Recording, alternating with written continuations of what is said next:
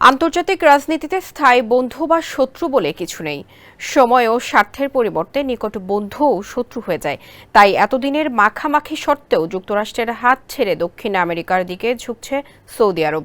বিশ্ব রাজনীতি না হোক, অন্তত আঞ্চলিক রাজনীতিতে সৌদি আরবের মোড়ল হওয়ার খায়েশ দীর্ঘদিনের, কিন্তু সেই সক্ষমতা অর্জনে সামরিক শক্তি যথেষ্ট নয় দেশটির।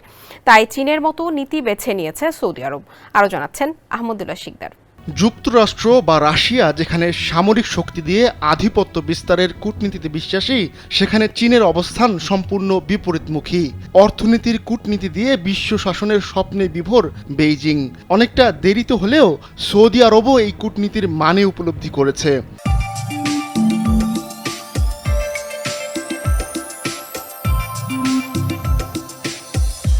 তাই দেশটির তরুণ তুর্কি যুবরাজ ও প্রধানমন্ত্রী মোহাম্মদ বিন সালমান সৌদি আরবকে নিয়ে নতুন স্বপ্নের জাল বুনছেন, আর সেই জাল বিস্তার করতে চাইছেন মধ্যপ্রাচ্যের বাইরেও।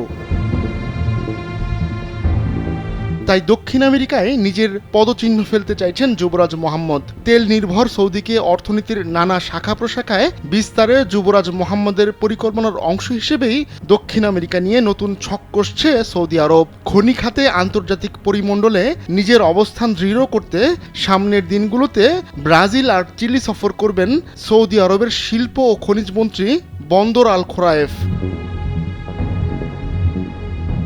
ব্রাজিল সফরে গিয়ে খনি, খাদ্য প্রক্রিয়াজাতকরণ এবং এভিয়েশনের মতো বিষয়গুলো নিয়ে কথা বলবেন সৌদির খনিমন্ত্রী। তার চিলি সফরের মূল লক্ষ্য লিথিয়াম। ইলেকট্রিক গাড়ির জন্য সবচেয়ে গুরুত্বপূর্ণ হচ্ছে এই লিথিয়াম।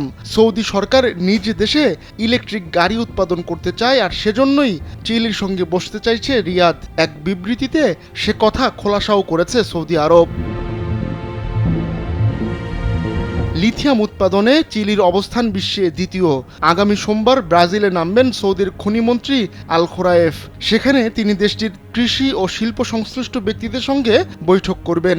এছাড়া ব্রাজিলের মাইনিং অ্যাসোসিয়েশন ও খনি প্রতিষ্ঠান ভ্যালের কর্মকর্তাদের সঙ্গেও বৈঠক করবেন সৌদির খনিমন্ত্রী।